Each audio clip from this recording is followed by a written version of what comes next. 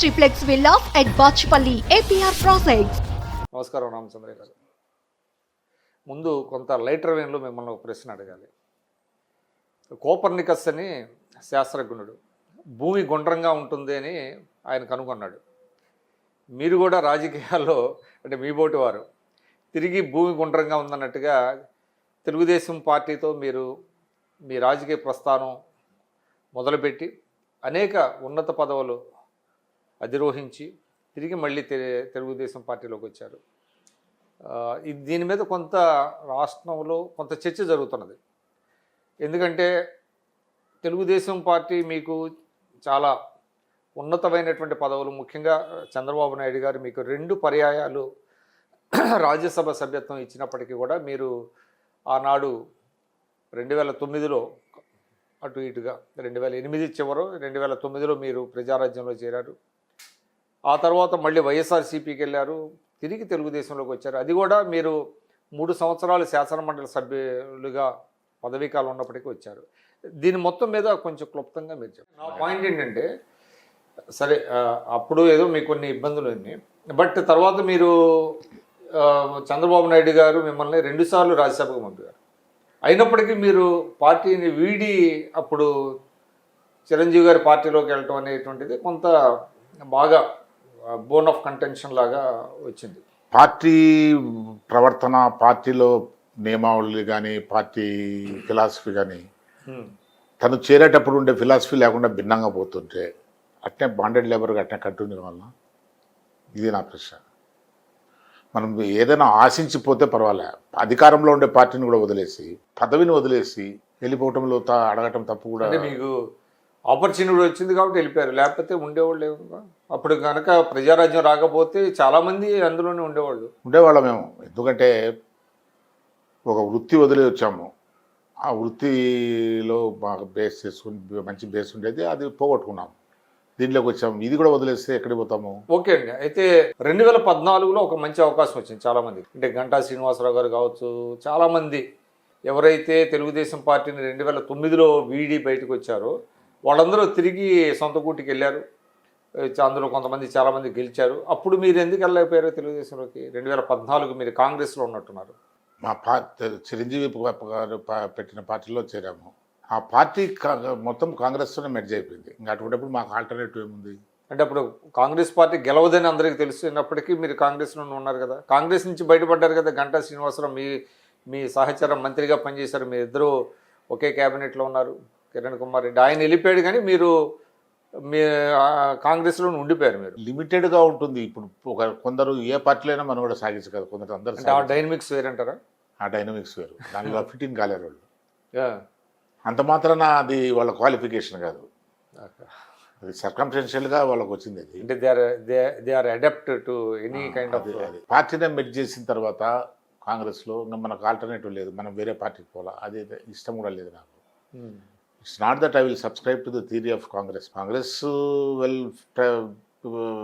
Poor people welfare బాగా చూస్తుంది, అంతా బాగానే ఉండే, కానీ కొన్ని విధానాలు నాకు నచ్చలేదు. అప్పుడు ఈ పార్టీ పొలిటికల్ రీజన్స్లో మెర్జ్ అయితే అక్కడికి వెళ్ళిపోయాం. అక్కడ ఉన్న తర్వాత మళ్ళీ మేము జగన్ పార్టీ పెట్టాడు. జగన్ మా ప్రాంతం, మా జిల్లా వాడు. రెండోది చాలా వెనుకబడిన ప్రాంతం మాది. కొద్దిగా ఈ ఎంప్లాయ్మెంట్ లేక ఇవన్నీ జరుగుతున్నాయి. ఎంప్లాయ్మెంట్ ఇవ్వాలంటే ప్రతి అగ్రికల్చర్ కదా ఎక్కువగా 60% ఇప్పటికీ అగ్రికల్చర్ పని డిపెండ్. మా ఏరియాలో ఇంకా ఎక్కువ. సో ఈ ఇరిగేషన్ ప్రాజెక్ట్స్ అంతా ఎక్కువగా తొందరగా కంప్లీట్ చేస్తే, ఇరిగేషన్ ప్రొవైడ్ చేస్తే అంత ఇటువంటిది ప్రజలు అంటే ఫ్యాక్షన్ నుంచి మరలుతారు అనేది. అంటే everybody wants to lead a comfortable dignified life. ఈ పనులు చేసి కుటుంబాలను పోషించాలని ఎవరు అనుకోరు, కానీ విధి లేని పరిస్థితులు పోతున్నారు. అందువల్ల ఈ ప్రాజెక్ట్స్ కంప్లీట్ చేస్తే మనకు కొద్దిగా మంచి పేరు వస్తుంది. యంగ్ మ్యాన్ వచ్చినట్టు మంచి మ్యాండేట్ ఇచ్చారు అని నేను అంత ఆశపడ్డా, కానీ అది భిన్నంగా పోయింది. ఓకే. సో మళ్ళీ అంటే రాష్ట్రానికి ఏదో మేలు జరుగుద్దని అనుకున్నారా మీరు? మా ప్రాంతానికి మేలు జరుగుతుంది, హానెస్ట్గా చెప్తున్నా. అదే కడపకి రాయలసీమకి బాగా జరుగుతుందని. అతను యంగ్ మ్యాను, కొద్దిగా మంచి మ్యాండేట్ వచ్చింది. సీఎంగా ఉన్నప్పుడు వాళ్ళ ఫాదర్ కూడా చెప్పాడు, నన్ను ఇన్ని రోజులు మోసింది ఆ కాన్స్టిట్యున్సీ, అందువల్ల నేను చేయాల్సి వస్తుంది, తప్పకుండా చేస్తున్నాను, అట్టగా ఆ భావంతో ఉండేవాడు అని అనుకున్నాను. కానీ కానీ మీకు కొంత తగిన గౌరవం ఇచ్చినట్టున్నాడుగా, ఎమ్మెల్సీ చేశాడు మిమ్మల్ని. ఎమ్మెల్సీ నేను చేసాను, నేను ఉన్నాను. కానీ మీరు ఎందుకు బయటకు వచ్చారు? నేను పదవులు చూసుకోలేదు. నేను రాజ్యసభనే 2 సంవత్సరాల ముందుగానే వదిలేసినాను. రాజ్యసభ సర్పంచ్ ఒక రోజు వదలడారు. అటువంటి పరిస్థితుల్లో 2 సంవత్సరాలు రాజ్యసభ వదిలేశాను. అందులో నేను చాలా గుర్తింపు ఉండేటువంటి పార్లమెంటరీయన్, మామూలుగా ఉండేవాడిని కాదు. అటువంటి పరిస్థితిలో కూడా నేను పదవి వల్ల వచ్చిన ఇది అదంతా దట్ వాజ్ నాట్ యువర్ నా కన్సిడరేషన్. కన్సిడరేషన్, ఆ ఇన్సెంటివ్స్ నాకు లేవు. నా మనసు భిన్నంగా పోలేదు. బట్ ఓవర్ ఓవర్ అంటే అది ఒక రంగా గ్యాంబ్లింగ్ అని అనకూడదు, కానీ 3 సంవత్సరాలు పదవీ కాలం ఉండగా మీరు అది వదులుకొని అప్పటికి తెలుగుదేశం పార్టీకి పెద్ద ఇంకా హోప్స్ రాలా, అది వస్తుంది అనేది గ్యారంటీ 100% ఎవరు చెప్పే పరిస్థితి లేదు. కానీ మీరు తెలుగుదేశం పార్టీలోకి వెళ్ళటం చాలామందిని సర్ప్రైజ్ చేసింది. ఇలా కాదు, చాలా చాలా మామూలు ప్రజానీకానికి ఉపయోగపడే నిర్ణయాలన్నీ భిన్నంగా పోతున్నాయి. ముఖ్యమంత్రికి అటువంటి ఆలోచన ఉన్నప్పుడు, ఇప్పుడు ఎన్టీ రామారావు గారు చెప్పాడు, ప్రజల సేవ చేయటమే రాజకీయం అన్నాడు. అందరూ సబ్స్క్రైబ్ చేయకుండా కొంతమంది సబ్స్క్రైబ్ చేస్తాం మనకి ఆ థియరీకి. కానీ అది అది అబ్జల్యూట్ మైనారిటీ నా మాదిరిగా. కానీ ప్రభావితం చేయలేము, కానీ మన వాయిస్ వినిపిస్తాం ఇది ఇదేని. మాకు కేసీ కెనాల్ అనే ఒకటి ఉంది, అది ఎండ అయ్యేది నా కాన్స్టిట్యున్సీ కడప. కోస్టల్ డిస్ట్రిక్ట్లో కోనసీమ అంటారే అటువంటి ప్రాంతం. అది డైలీ 10-12 ట్రక్కులు తమలపాకులు వేరే రాష్ట్రాలకు వేరే ప్రాంతాలకు తమిళనాడు పోతాయి. అటువంటి ప్రాంతం ఎండబెట్టారు వాటర్ లేక. ఇప్పుడు ఈ రీసెంట్ పాస్ట్ రాసి మన జగన్ టైంలో దేనివల్ల నీళ్ళు ఇవ్వలేకపోయారు. మనకు వచ్చే షేర్ మనం డిమాండ్ చేసి తెచ్చుకోలేకపోయినాము. ఎక్కడి నుంచి? తుంగభద్ర ప్రాజెక్ట్ నుంచి, పైనుంచి కర్ణాటక. ఆల్టర్నేటివ్ క్రైసిస్ వచ్చినప్పుడు ఏదో ఒకటి ప్రజలను వదిలేయం, గాలికి వదిలేయం కదా, ఏదో ఒకటి చూడాలి కదా. అటువంటిది అంటే ఏ నిర్ణయాలు మిమ్మల్ని బాగా బాధించినాయి, లేదంటే ఈ పార్టీ ఇంక వద్దు అని అనుకునేలా చేసినాయి? కంటిన్యూగా నేను చూస్తూనే ఉన్నా.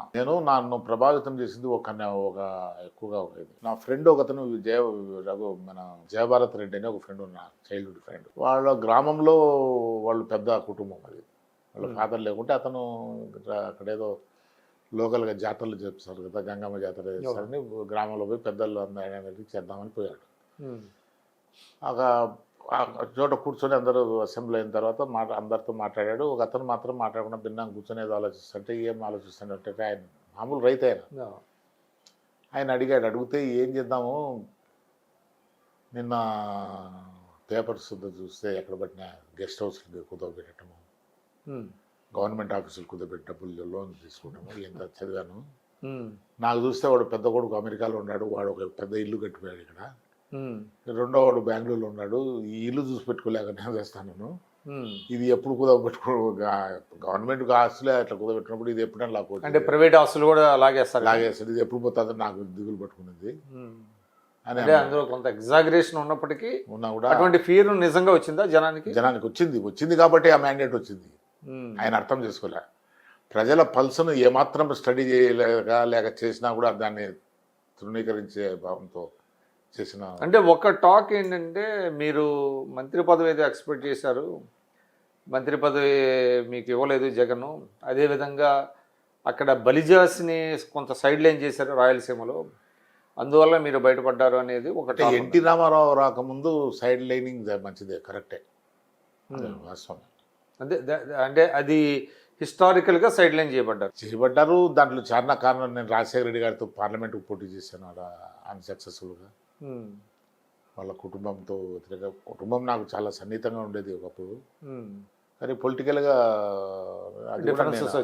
అది అడిగేపోయాను, ఇది నేను పోటీ చేశాను, మీకు మనసులో ఏమన్నా ఇది పెట్టుకొని అట్లా ట్రీట్ చేస్తారా, అట్లా మంచిది కదా. ఎవరిని అన్నారు? జగన్నే అడిగాను. ఏమని పోయేటప్పుడు? అంటే మీ ఫ్యామిలీకి నేను కొంచెం రాజశేఖర రెడ్డికి వ్యతిరేకంగా పోటీ చేశాను కదా, చాలా పెద్ద కాంట్రవర్షియల్ ఇది కదా అప్పుడు 91లో. అంటే అటువంటిది ఏం లేదన్నా అట్లా అన్నాడు. అటువంటి లేదు, నేను పర్సనల్గా మీతో బాగానే ఉండేవాడా? బాగా దాంట్లో ఏమన్నా అవమానించడం కానీ అటువంటి కార్యక్రమాలు ఏం లేవు. కానీ అపాయింట్మెంట్స్ నేను పోయేవాడిని కాదు. నేను నా పర్సనల్ పైరవీలు చేసుకునే వ్యక్తిని కాదు, ఒకరి కోసం ఒక పనికి. అంటే ఒకటి చెప్పండి, మీరు అంటే తెలుగుదేశం పార్టీలో సుదీర్ఘ కాలం ఉన్నారు, అక్కడ నాయకులకి గౌరవం ఉంటుంది, ఏదైనా ఒక నిర్ణయం తీసుకోవాలంటే సమిష్టిగా చర్చించేవాడు నాయకుడు అని అంటారు. కానీ ఇక్కడికి వచ్చేటప్పటికి పూర్తిగా ఏకపక్షంగా యూనిలేటర్ల డెసిషన్స్తో మిమ్మల్ని అంతా ఎలైనేట్ చేసేసి అసలు మీరు మీ ఎగ్జిస్టెన్స్ ఉందో లేదో తెలియనటువంటి పరిస్థితుల్లోనే మీరు ఫ్రస్ట్రేషన్కి లోనై బయటకు పడినట్టుగా. ఇంకా ఎక్కువ ఇది more than frustration. More than frustration ఇంకేదన్నా దానికి ఏ వర్డ్ ఉంది? ఏది వాడలేదు నేను. I have to search for the dictionary.